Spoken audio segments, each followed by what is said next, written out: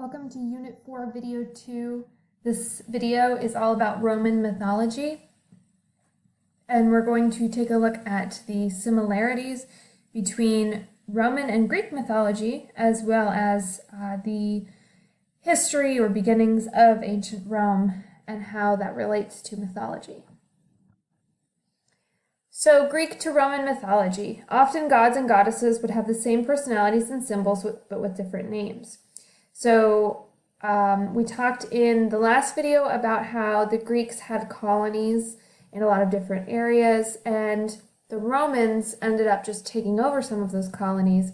So there was a heavy Greek influence on Rome.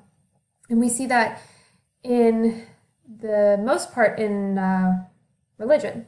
So we're talking about Roman mythology. It's going to be very similar to Greek mythology. They're going to have many of the same gods and goddesses. They will have the same symbols. However, they will have different names for the most part. So 2 examples are here for you. Jupiter is the Roman god, king of the gods, and Roman god of thunder and lightning, whereas Zeus was the Greek god of thunder and lightning. Hera was the Greek god or goddess of marriage and queen of gods. Roman mythology, Juno is the queen of gods and goddess of marriage. Couple more for you. Apollo. Apollo is the one god that keeps the same name in both. So Apollo in Roman mythology is Apollo in Greek mythology. Still god of medicine, law, justice, poetry, and music. The Roman goddess Minerva is goddess of wisdom and the arts. The Greek goddess was Athena. The Roman goddess Venus is the goddess of love and beauty. The Greek goddess was Aphrodite. And the Roman goddess Diana was goddess of the hunt. Artemis was the Greek goddess of the hunt. So these are all the same.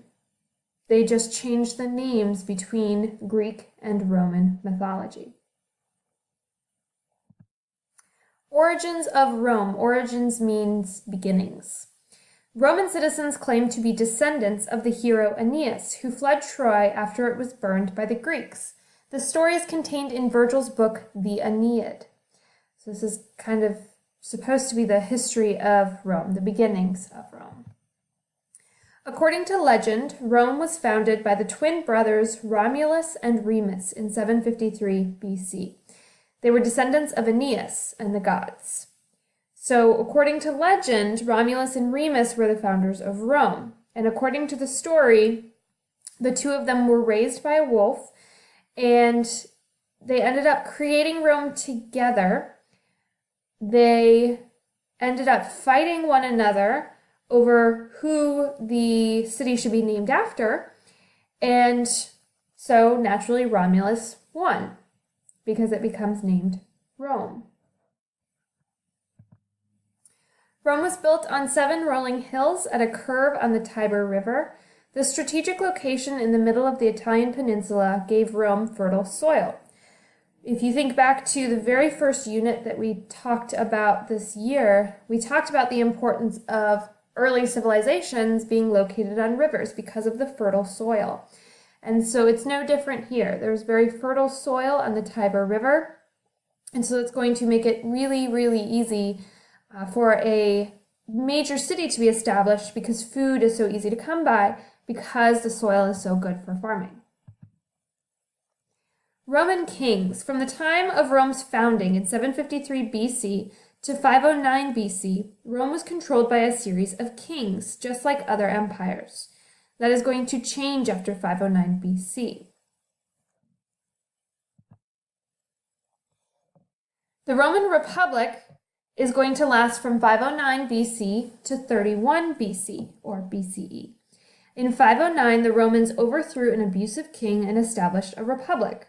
The definition of a republic is as said: a form of government in which power is in the hands of representatives and leaders are elected by citizens who have the right to vote. So the Roman Republic will exist from 509 to 531 BCE. After that, it will become an empire.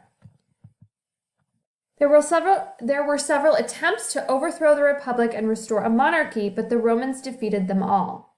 And so the Roman Republic stands. That is the end of the video on Roman mythology.